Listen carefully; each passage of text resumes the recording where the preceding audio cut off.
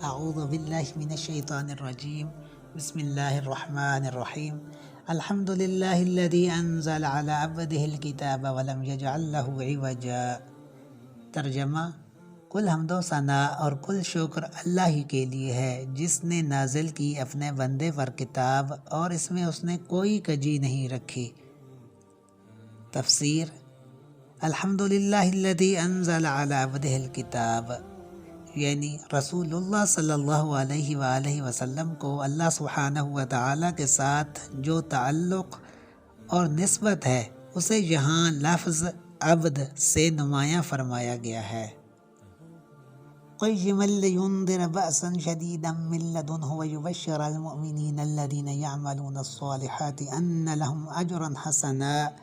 ترجمہ: یہ کتاب بالکل سیدھی ہے تاکہ وہ خبردار کرے ایک بہت بڑی آفت سے اس کی طرف سے، اور تاکہ وہ بشارت دے ان اہل ایمان کو جو نیک عمل کرتے ہوں کہ ان کے لیے ہوگا بہت اچھا بدلہ۔ قیما لینذر بأسا شدیدا من لدن، یعنی نبی اکرم صلی اللہ علیہ وآلہ وسلم پر نزول قرآن کے مقاصد میں سے ایک مقصد یہ بھی ہے کہ آپ لوگوں کو ایک بہت بڑی آفت کے بارے میں خبردار کر دیں۔ یہاں لفظ بأسن بہت اہم ہے۔ یہ لفظ واحد ہو تو اس کا مطلب جنگ ہوتا ہے، اور جب بطور جمع آئے تو اس کے معنی سختی، مصیبت، بھوک، تکلیف وغیرہ کے ہوتے ہیں، جیسے سورۃ البقرہ کی آیت نمبر 177 میں یہ لفظ بطور واحد بھی آیا ہے اور بطور جمع بھی۔ والصابرین فی البأساء والضراء وحین البأس۔ چنانچہ وہاں دونوں صورتوں میں اس لفظ کے معنی مختلف ہیں۔ البأساء کے معنی فقر و تنگدستی اور مصائب و تکالیف کے ہیں، جبکہ وحین البأس سے مراد جنگ کا وقت ہے۔ بہرحال آیت زیر نظر میں بأسن شدیدہ سے ایک بڑی آفت بھی مراد ہو سکتی ہے، اور بہت شدید قسم کی جنگ بھی۔ آفت کے معنی میں اس لفظ کا اشارہ اس دجالی فتنہ کی طرف ہے جو قیامت سے پہلے ظاہر ہوگا۔ حدیث میں ہے کہ کوئی نبی اور رسول ایسا نہیں گزرا جس نے اپنی قوم کو دجال کے فتنے سے خبردار نہ کیا ہو، کیونکہ یہ فتنہ ایک مومن کے لیے سخت ترین امتحان ہوگا، اور پوری انسانی تاریخ میں اس فتنے سے بڑا کوئی فتنہ نہیں ہے۔ دوسری طرف اس لفظ بأسن شدیدن کو اگر خاص طور پر جنگ کے معنی میں لیا جائے تو اس سے الملحمۃ العظمیٰ مراد ہے، اور اس کا تعلق بھی فتنہ دجال ہی سے ہے۔ کتب احادیث، کتاب الفتن، کتاب آثار القیامہ، کتاب الملاحم وغیرہ میں اس خوفناک جنگ کا ذکر بہت تفصیل سے ملتا ہے۔ عیسائی روایات میں اس جنگ کو ہرمجدون یا انگریزی میں اس کو آرمیگڈون کا نام دیا گیا ہے۔ بہرحال حضرت مسیح علیہ السلام کے تشریف لانے اور ان کے ہاتھوں دجال کے قتل کے بعد اس فتنہ یا جنگ کا خاتمہ ہوگا۔ بہت سی احادیث میں ہمیں یہ وضاحت بھی ملتی ہے کہ دجالی فتنہ کے ساتھ سورۃ الکہف کی ایک خاص مناسبت ہے۔ اس فتنہ کے اثرات سے محفوظ رہنے کے لیے اس سورہ کے ساتھ ذہنی اور قلبی تعلق قائم کرنا بہت مفید ہے۔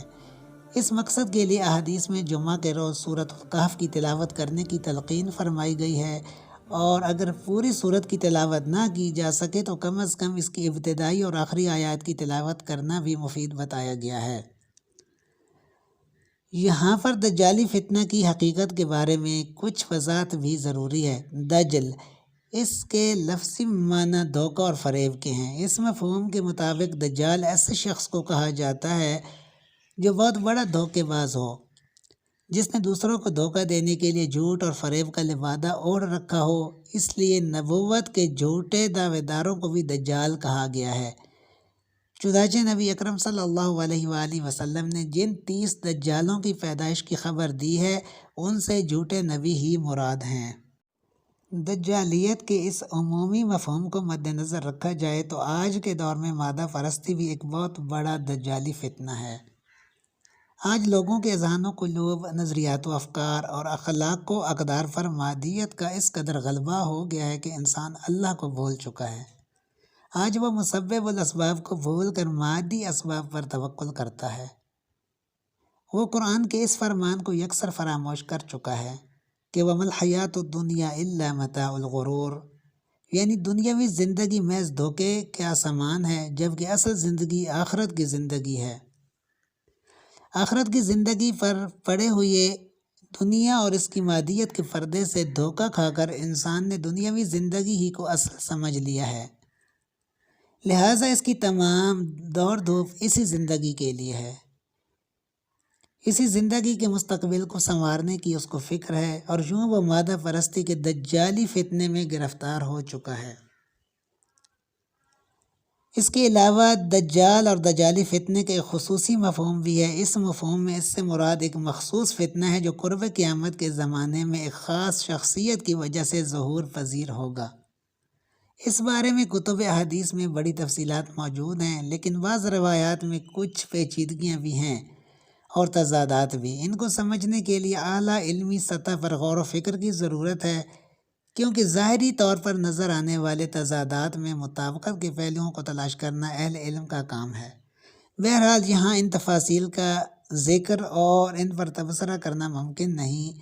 اس موضوع کے بارے میں یہاں صرف اس قدر جان لینا ہی کافی ہے کہ رسول اللہ صلی اللہ علیہ وآلہ وسلم نے قرب قیامت کے زمانے میں دجال کے ظاہر ہونے اور اس ایک بہت بڑا فتنہ اٹھانے کے بارے میں خبریں دی ہیں۔ مَاکِثِینَ فِیہِ أَبَدًا، اور وہ اس میں رہیں گے ہمیشہ ہمیش۔ وَيُنذِرَ الَّذِینَ قَالُوا اتَّخَذَ اللَّهُ وَلَدًا، اور خبردار کر دے ان لوگوں کو جنہوں نے کہا کہ اللہ نے بیٹا بنایا ہے۔ تفسیر: دور حاضر کی دجالیت کی اصل جڑ موجودہ مسیحیت ہے، جس کی بنیاد تثلیث پر رکھی گئی ہے، اور اب اسے مسیحیت کے بجائے فالزم کہنا زیادہ درست ہے۔